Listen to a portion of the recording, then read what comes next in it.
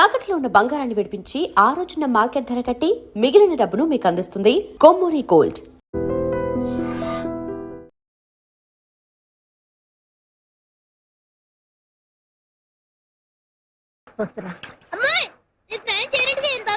ఎందుకురా లేలే వెళ్ళి తుడుచుకో. ఇక్కడ దాకా వచ్చి గంగలో స్నానం చేయకపోతే పాపంరా. ఇదేమిట్రా నా చుట్టూ తిరుగుతున్నావు? వినాయకుడు అన్ని నదుల్లో స్నానం చేయకుండా శివుడు పార్వతుల చుట్టూ తిరిగితే పుణ్యం వచ్చిందని పెద్దనాన్న చెప్పాడు. అందుకనే నువ్వే పార్వతీదేవి అనుకుని నీ చుట్టూ తిరిగాను. ఇక నేను స్నానం చేయకపోయినా పుణ్యం వచ్చేసినట్టే. అయితే అన్నంపల్లెం చుట్టూ 3 సార్లు తిరుగు, కడుపు నిండిపోతుంది. నువ్వేంటి మధ్యలో? నేను ఇటుకెళ్ళి వెళ్ళి మొక్కుంటా అంతే. ఏమిట్రా ఈ గొడవ?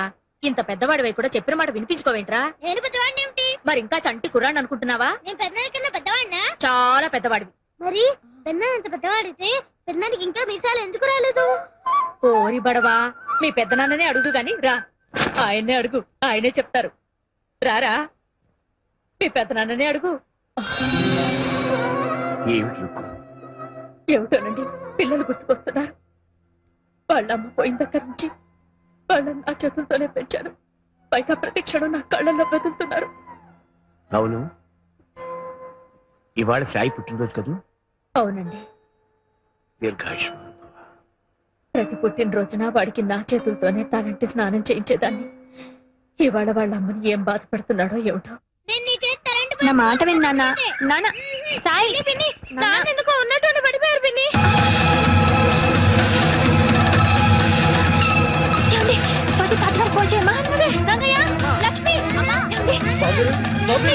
హలో తాతగారు, నాన్న ఎందుకో పడిపోయారు. తొందరగా డాక్టర్ తీసుకున్నారా? తొందరగా రండి తాతగారు. కొంచెం పట్టుకో లక్ష్మి. బుజ్జి, నీకు హరిద్వార్ నుంచి ఫోన్. Excuse me. హలో, నేనమ్మా శ్రీనివాసాచారిని, హరిద్వార్ నుంచి మాట్లాడుతున్నాను. మీరు హరిద్వార్ లో ఉన్నారా సార్? అవునమ్మా, ఇవాళ మా సాయి పుట్టినరోజు. వాడికి బర్త్డే కేక్ కొని తీసుకెళ్ళి ఇవ్వగలవా? అలాగే సార్, తప్పకుండా. ఉంటాను సార్.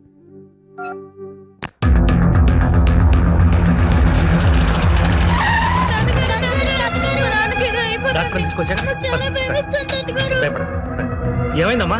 అమ్మా, ఎలా ఉంది డాక్టర్? ఆయన ఒళ్ళు కాలిపోతుంది, మాట కూడా మాట్లాడడం లేదు. డాక్టర్ చూడండి డాక్టర్. రంగా మరేం పర్వాలేదయ్యా, డాక్టర్ తీసుకొచ్చాను. ఎవరు తీసుకురమ్మన్నారు? నీ మూడు చచ్చిపోతాడో భయం వేసిందా? అంత మాట అనకయ్యా. డాక్టర్ ఎగ్జామిన్ చేసి టైంకి తగిన మంది ఇస్తే పని తగిన మూడు ఎవరు దగ్గర లేదు. ఎవరి మీదండి పంతో? అది కాదు రంగా, డాక్టర్ తీసుకొచ్చింది.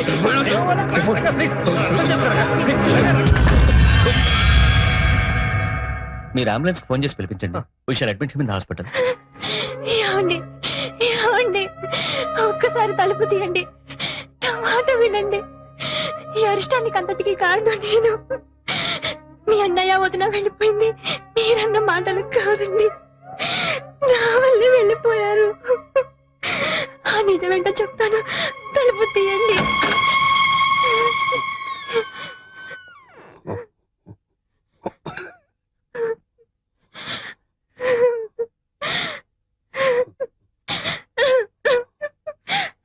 నన్ను క్షమించండి.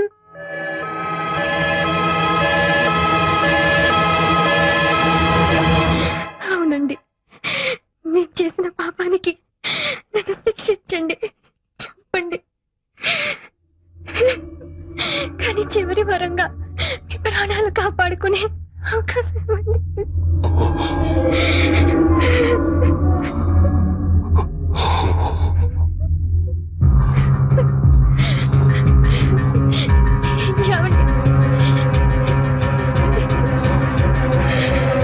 ఊరుకోరా తమ్ముడు, ఊరుకో. నాన్నకేమీ కాదు.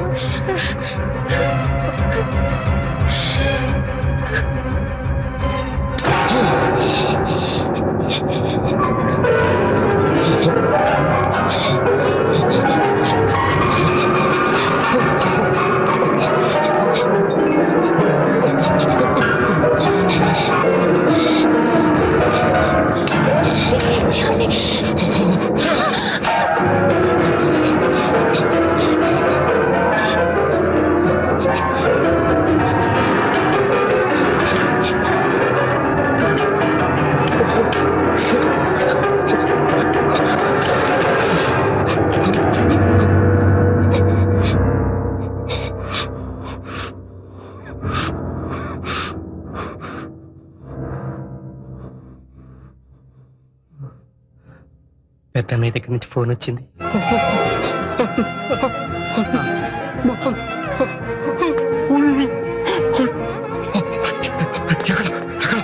హరిద్వార్ లో ఉన్నారు. పిలిపించరా? అందరం వెళ్దాం.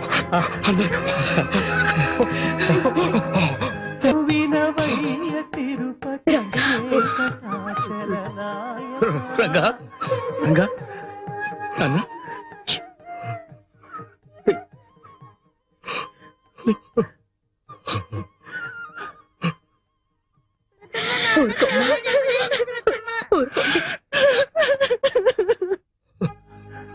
రంగా ఏమిటి రైతు ఏమిటి అవుతారు?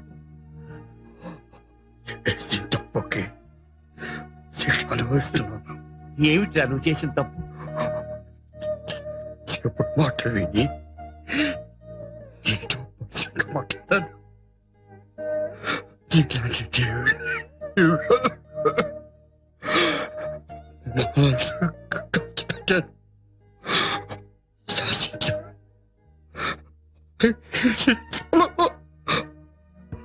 పిచ్చివాడా, ఇది నీ తప్పు కాదురా. నువ్వు స్వతంత్రంగా బతికే అవకాశం కల్పించాలని, నీ కృషి 10 మందికి ప్రత్యక్షంగా తెలిపి నువ్వెవరో నిరూపించాలని నేను సృష్టించుకున్న వలయం రా ఇది. ఇందులో నువ్వు మమ్మల్ని శాసించను లేదు, మనసు కష్టపెట్టను లేదు. అసలు దీనికి అంతటికి కారణం పాపిష్టిదాన్ని నేనే అక్క. ఇన్నాళ్ళు చేసినది సంపాదించేది నా భర్త అనుకున్నాను. నా భర్తకి దక్కాల్సిన కీర్తి ప్రతిష్టలు దక్కడం లేదన్న స్వార్థంతో ఆ రోజు మిమ్మల్ని నానా మాటలు మాట్లాడి నీ మనసు బావగారు మనసు గాయపరిచాను. మీరెంతో మంచి వాళ్ళు కాబట్టే పెద్ద మనసుతో పల్లెత్తు మాట కూడా మాట్లాడకుండా మౌనంగా వచ్చేశారు. ఏ రోజు బావగారు ఆ గడప దాటారు, ఆ రోజే సంగీత సరస్వతి కూడా ఇంటి గడప దాటి వెళ్ళిపోయింది. ఈ దేవుడు ఎదురుగా ఉంటేనే నా భర్తకి స్వరం తెలిసేది, రాగం పలికింది. నాకు ఇప్పుడు అర్థమైంది.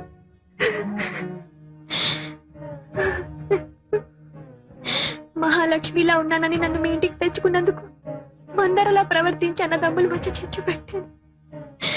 దేవుడు లాంటి బావగాని నా భర్తని విడదీసినందుకే ఆ భగవంతుడు నాకు శిక్ష విధించాడు.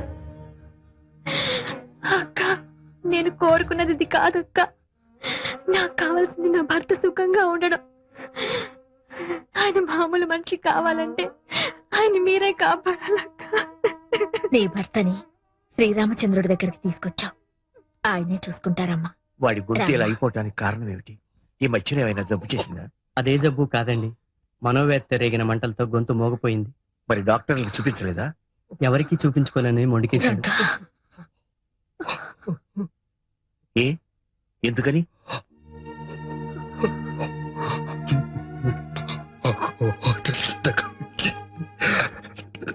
దగ్గర మందులు తీసుకున్నాను. అయితే నే మందిస్తాను, పుచ్చుకో. ఎందుకని?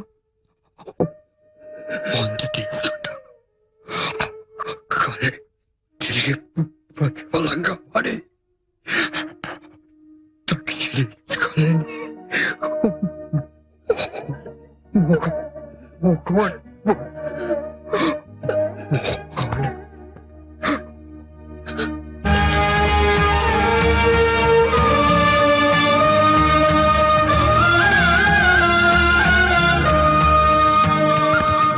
నాన్నకు మరి అంత జ్వరం ఉంటే చన్నీళ్ళలో స్నానం చేస్తారా?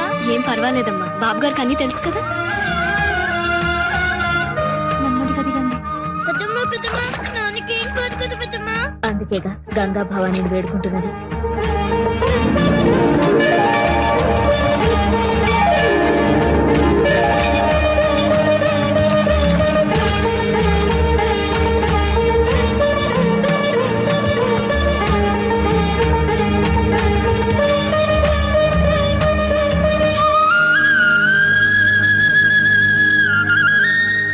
తీసుకోండి. ఇదిగానే కట్టుకురామ్మా. పెదనాన్న,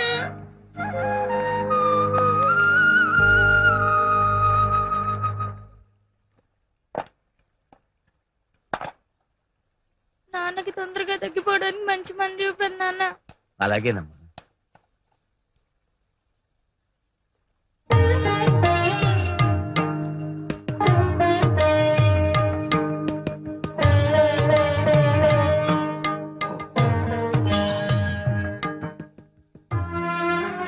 నేను మందిస్తే ప్రతిఫలంగా ఏమీ ఇచ్చుకోలేని మగవాణ్ణైపోయానన్నావు కదూ. నువ్వు ఇవ్వగలిగిందే అడుగుతాను, సరేనా?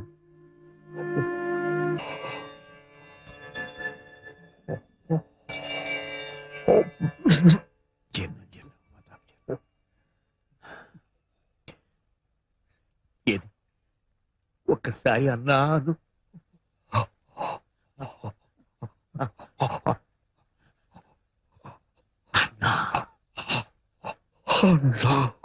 అనుజుడై లక్ష్మణుడు అన్నాయనుచు పిలువ తపమేమి చేసెను